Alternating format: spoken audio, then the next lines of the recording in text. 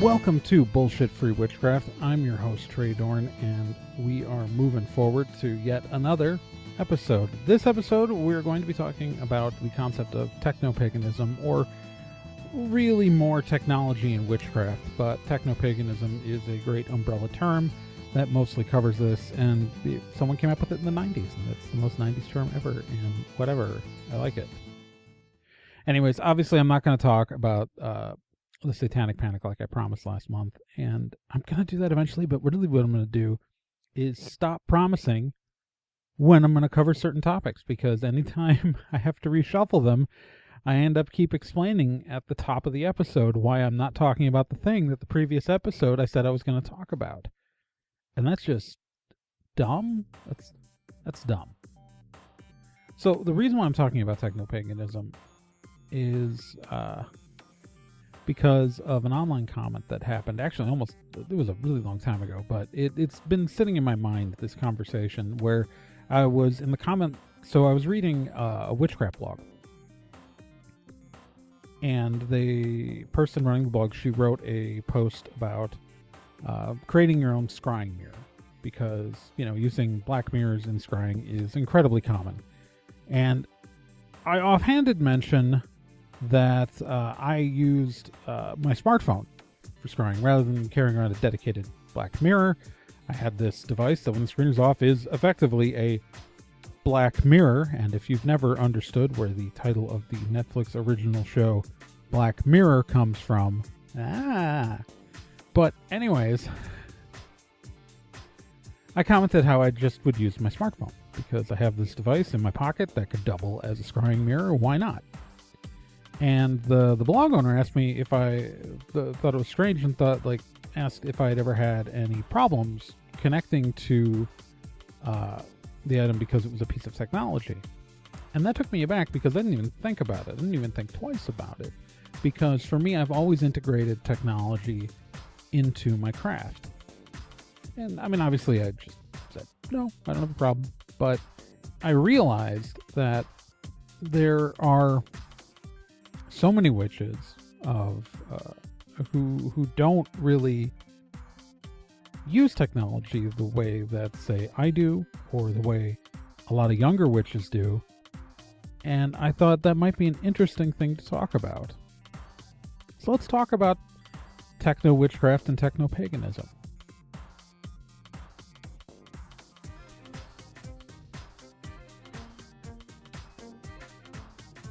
Now, younger listeners of the podcast may have never heard of the term techno-paganism before, because it's such a 90s term. And if you have heard of it, you probably only heard it in context that the character Jenny Calendar used it on Buffy. That's the only pop culture mention of it I can think of. But it is a real word. It was not made up for television. And it is just the basic idea of using technology in witchcraft. Now, back when the term was coined, it was used for kind of a huge umbrella of stuff, where people would even refer to someone using an oven, an electric oven, to dry herbs or something. They would refer to that as technopaganism. And I don't want to go that broad, obviously, with the definition. I prefer to keep it narrow and focused on the use of computers and technology like that in electronics, in actual witchcraft, and something much more technology focused rather than the case of, because if we defined it so broadly, anyone who used a candle warmer would be considered a technopagan, and I don't think most people who do that would consider it to be this. You know what I mean? I don't know. It's if you want to call yourself that for doing that, you do you. That's fine. That's great. There's nobody harmed by that. But and of course the term technopaganism, comes from the 90s, which means that it does use the word paganism, which refers to, of course, the neo-pagan movement, which is very connected to the modern witchcraft movement. In fact, they're kind of the same thing at one point, but the fact is that there are secular witches who are non-religious, who wouldn't necessarily describe themselves as pagans. There are Christian witches. There are all those things. And so I'm using the term techno-paganism only out of habit. There's not a good techno-witchcraft. Just sounds awkward to me, but it's probably a more accurate term. But either way, the whole point is just using technology in your witchcraft. Now, the idea that this needs to be considered separate from regular witchcraft might actually be foreign to the younger people listening to this, because what I've seen out of my interactions, and maybe this is just selection bias, but what I've seen out of the younger witches I've interacted with is a much more natural go-to using technology in their witchcraft, be it and probably the most common way it's used is doing things with a smartphone that might have actually been done with paper before, or using items of technology as ritual tools where previous generations of witches wouldn't have thought to do it. It's like the biggest example we always used to talk about in the 90s was keeping a floppy disk of shadows. And you can all just roll your eyes. And in fact, I actually used to have a floppy disk of shadows. I'm not going to lie. That is actually my first book of shadows in the 90s was a floppy disk. And yeah, obviously I'm not using that anymore. Besides the limited lifespan of magnetic storage and the fact that no modern devices have floppy disk drives, I did switch to paper because I like honestly, it just feels good in the hand, and the act of writing feels somehow more of a connection to me. But that's a personal thing. It's the primary task of a book of shadows is just storing information, and using a smartphone or a tablet or a laptop or keeping it not locally and keeping it on the internet using like a blog or a Tumblr, like those actually make perfectly good sense. I mean, obviously there are drawbacks. If you're keeping it on a smartphone, the lifespan of these batteries, which are often non-removable, is limited.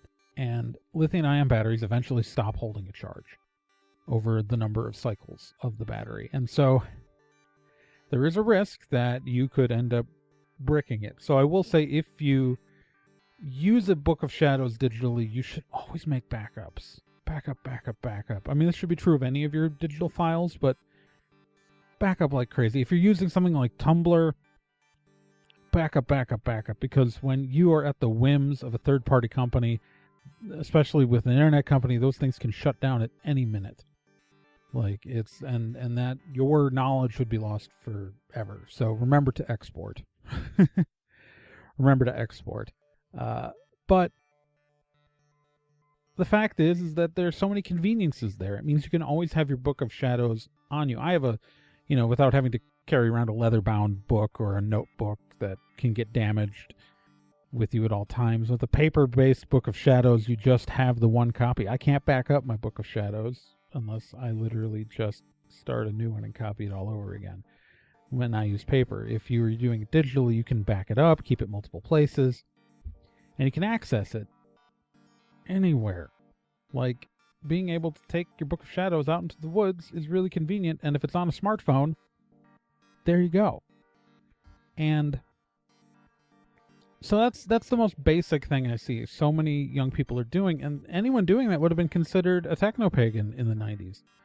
Like, not doing things with physical hand and physical paper or like that is the most technopagan concept there is. So the funny thing to me is that while the term technopagan or techno-witchcraft don't necessarily get used at all anymore, there's a whole generation of witches who are just doing it instinctively. And that's really cool, in my opinion.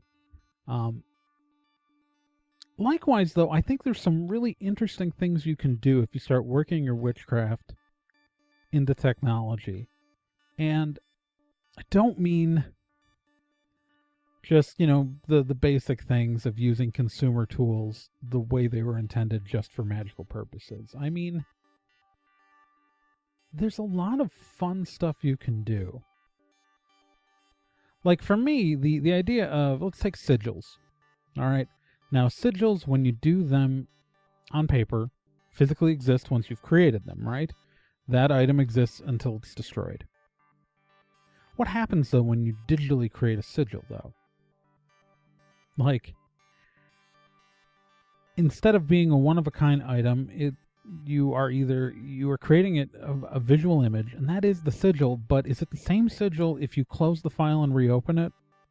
Is that display of the sigil, like, is that the same one? If you put it on a different screen, if you open it on two computers, have you created two, or have you created one because it's only one file? Like, there's a lot of complicated thoughts that you have to put into this.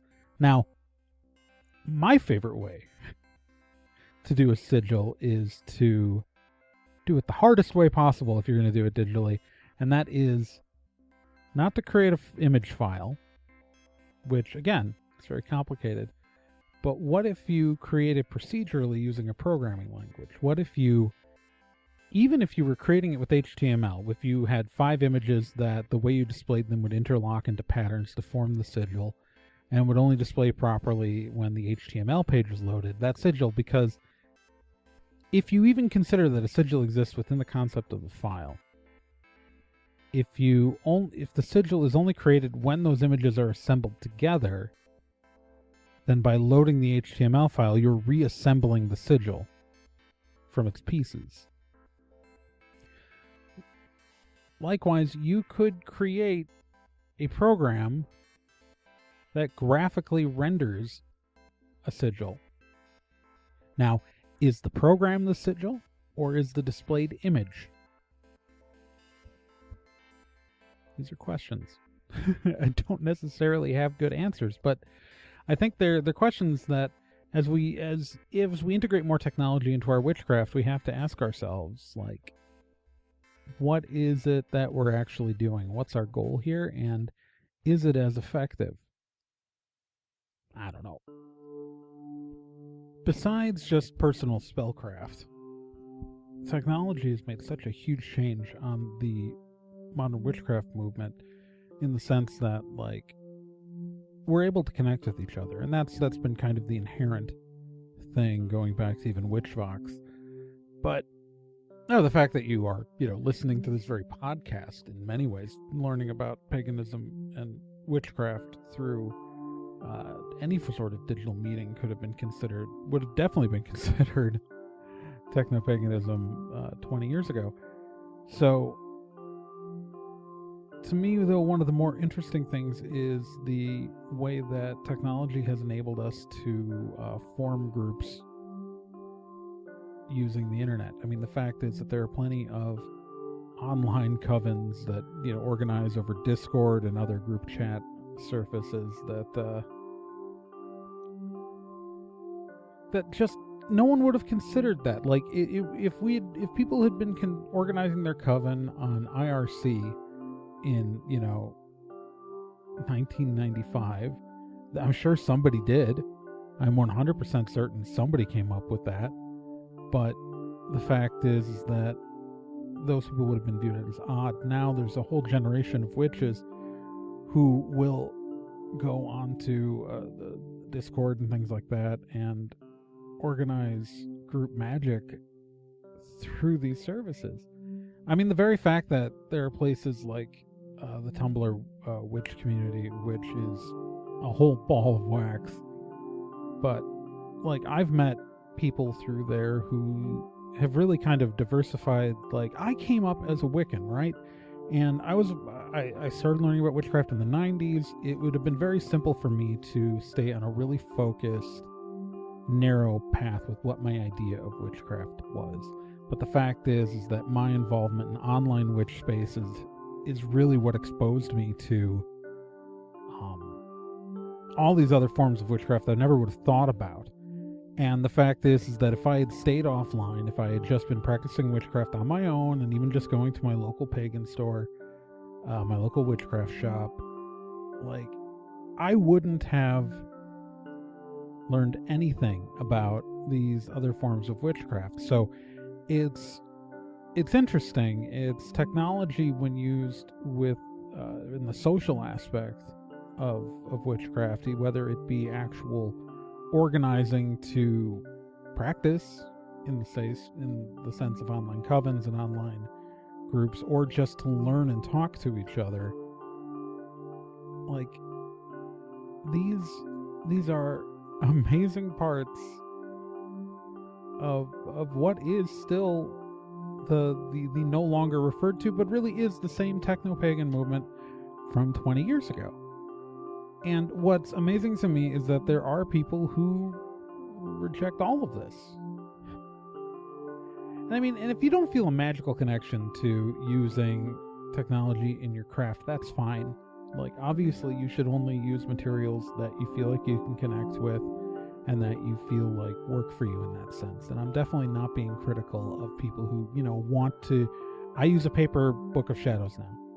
I used to use the digital one. I've been using a paper one for a long time now, and I like it better. But there's nothing wrong with, whether you want to or whether you don't. But the very fact is that there are people who view any use of the internet in relation to their witchcraft as anathema. They don't want to read an ebook. The fact is that while books that I purchased in my, early days, either borrowed or purchased, were paper books, because it was, again, the 90s, and I am not young. I'm not old, but I'm not young. I'm approaching middle age. I'm 38. I'm not middle-aged yet, but give me 2 years. But God, now I know I'm getting old because I lost my train of thought there for like a moment. I'm a ridiculous human being. But the fact is that there are people who reject any use of technology. They don't want to read an ebook. They don't want to have their witchcraft touched by any sort of tech. That just kind of blows my mind, and I don't know if I can really understand that worldview. See, for me, the reason why, for me, technology is inherently magical is because when I am writing code, I used to be a programmer. If I'm writing code, or if I'm doing anything with that, if I'm connecting things, what I'm doing is I am putting in a sequence of words and keys and a sequence of language which causes something to happen. And it's so similar to the entire concept of a spell. It's the same idea. That's why I went on a weird ramble about sigils, because I've used sigils, and I've always done them still traditionally on paper, but I've always, mostly because I'm lazy, because this comes into this idea of, is a sigil when it's just the file on my hard drive? And I don't have an answer to that question. You, in fact, heard me ramble about how I don't have an answer to that question. But to code something feels a connection to me. It feels like a connection to me. And the very fact that we are running high amounts of electrical energy through devices, and we ourselves are just electrical energy running through biological devices, accompanied by some chemical reactions, that is so similar to me that the part of me that even thinks about things like sympathetic magic just leads to a direct connection.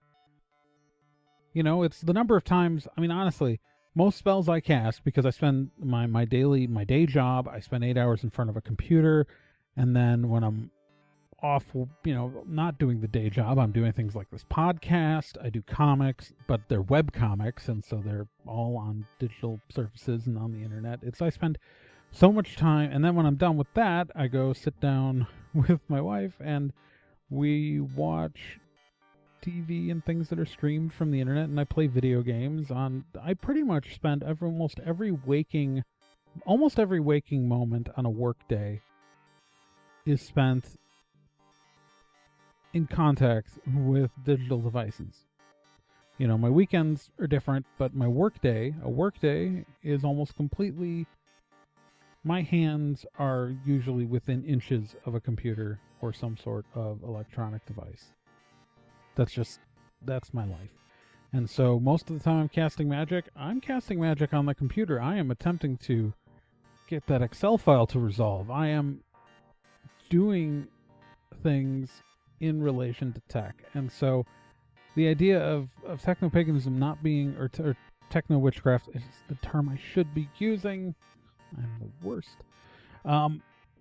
The idea of that not being a part of my witchcraft in working with tech and connecting with technology in my witchcraft just doesn't work for me.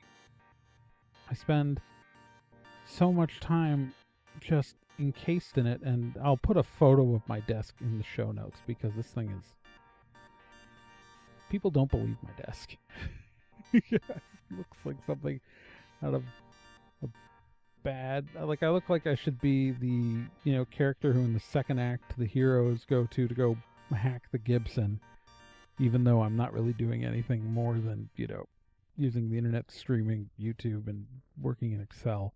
But I'll put a photo of my desk in there because it is my desk is a masterpiece. I also, though, it also faces east for a reason.